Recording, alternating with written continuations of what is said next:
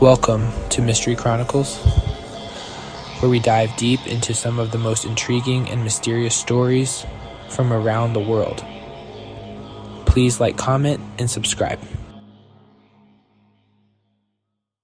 The day began, familiar rhythms of a small Midwestern town waking to a Sunday in early summer. It was June 9th, 1912, Villisca, Iowa, the air thick with the promise of warmth, the sweet scent of blossoming trees for the Moore family, Josiah, his wife, Sarah, and their kids, Herman, Catherine, Boyd, Paul. Centered around the Presbyterian Church, Sarah Moore was the coordinator. The Children's Day program had consumed her weeks. The children practiced recitations, practiced songs. Their youthful excitement, the program was a resounding success, a portrait of communal harmony. After the evening's final applause faded, the Moores gathered their children, a respected family walking home under the dim glow of emerging stars. With them were the Stillinger sisters, Ina, Lena, invited for a sleepover. Short journey from the church to 508 East 2nd Street. Unremarkable. Inside, the house settled into its nightly routine before sleep began to claim them. Josiah, a successful and well-regarded businessman, winding the clocks, checking the locks. By all accounts, it was a household settling into a deep and peaceful slumber, unaware the ordinary security of their home was about to be violated. The house on the corner lot grew dark and quiet, just another shadow in a sleeping town. The last known moments are a mosaic of simple domestic acts. They shared a meal. They went to bed trusting in the locked doors, the familiar quiet of their neighborhood. No one heard a scream. No one saw a suspicious figure lurking in the shadows. Monday, June 10th, 1912, dawned bright and clear, but an unusual stillness hung over the Moore residence. The family were early risers, yet the house remained shuttered and silent. Mary Peckham felt a prickle of concern. She called over, then knocked. Still no answer. The door was locked tight. She called Josiah's brother. Ross, the silent house, the drawn shades, the lack of activity. His key would not turn. The latch was bolted from inside. He peered in, saw nothing. He unlocked the back door and stepped into the stillness. Town Marshal Hank Horton arrived to a scene of escalating confusion and dread. Upon entering the Moore residence, he was confronted with the full, ghastly scope of the tragedy. In the downstairs bedroom lay the body of Josiah Moore. In the downstairs bedroom lay the body of Sarah Moore.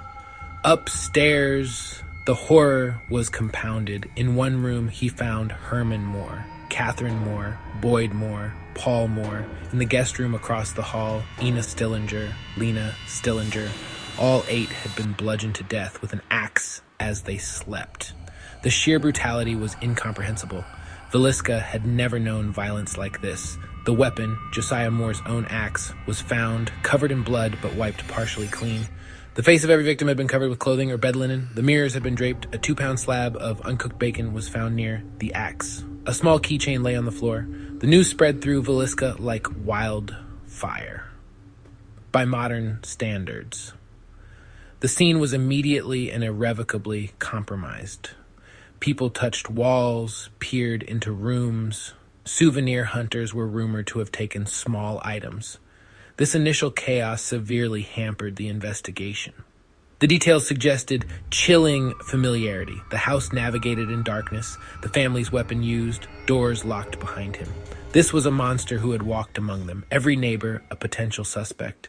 In the days and weeks that followed, Villisca transformed into a town under siege by its own paranoia. Businesses closed. Armed men patrolled the streets, challenging strangers. The state of Iowa poured its resources into the investigation, bringing in detectives from the renowned Burns Detective Agency.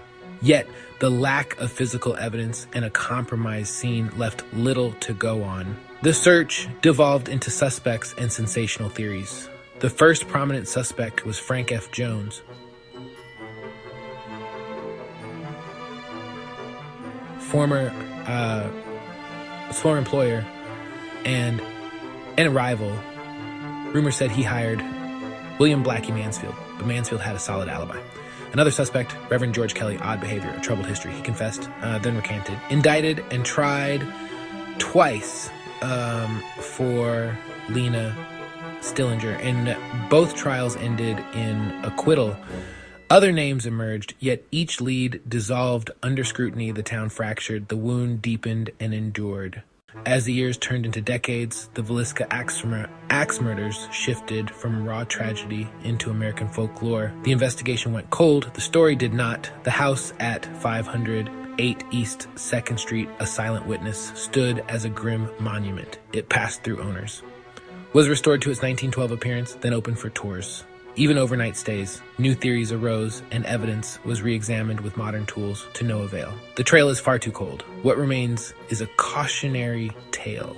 The annihilation of a family, including 6 children, in the sanctuary of home. A methodical predator used the family's own axe, then vanished into the night. Brutal intimacy and profound mystery prevent the story from fading today. On this date of April 4th, 2026, the names Josiah, Sarah, Herman, Catherine, Boyd, Paul, Lena, Ina are still spoken. The whispers persist, asking the question that has never been answered. Thank you for watching Mystery Chronicles. Please like, comment, and subscribe.